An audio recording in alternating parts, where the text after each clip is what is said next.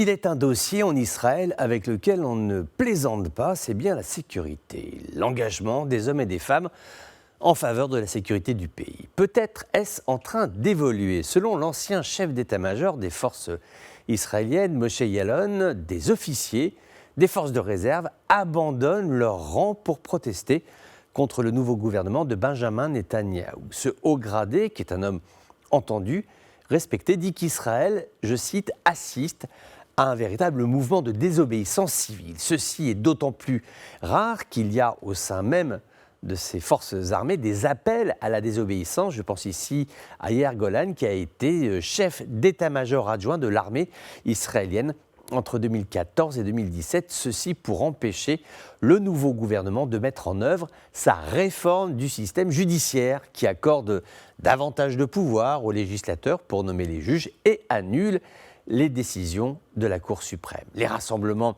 se multiplient contre ce projet, samedi à Tel Aviv, mais également devant la résidence du Premier ministre, à Jérusalem et dans la ville de Haïfa, au nord du pays. Cela intervient dans un contexte de tension sécuritaire avec l'Iran. Le chef de l'armée israélienne sortant a révélé l'existence de 3 projets israéliens d'attaque des installations nucléaires iraniennes. Il dit, je le cite, « L'Iran possède aujourd'hui suffisamment de matériel enrichi pour produire 4 bombes nucléaires, 3 au niveau de 20% et une au niveau de 60%. Souvenons-nous que l'ancien ministre de la Défense, Benny Gantz, avait déclaré en décembre qu'Israël serait en capacité de frapper les sites iraniens d'ici 2 à 3 ans, alors que les efforts internationaux pour renouveler un accord sur le nucléaire avec l'Iran sont au point mort. En tout cas, Israël s'entraîne, des exercices militaires ont été menés récemment près de la frontière libanaise, des exercices nommés Warm Winter 2, un message à l'adresse du Hezbollah, principal allié de Téhéran à la frontière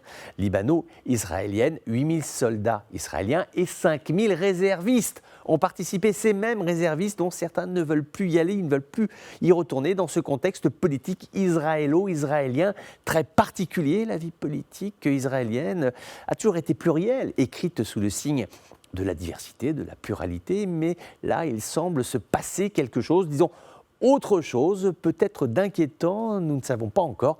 Attendons les prochains jours.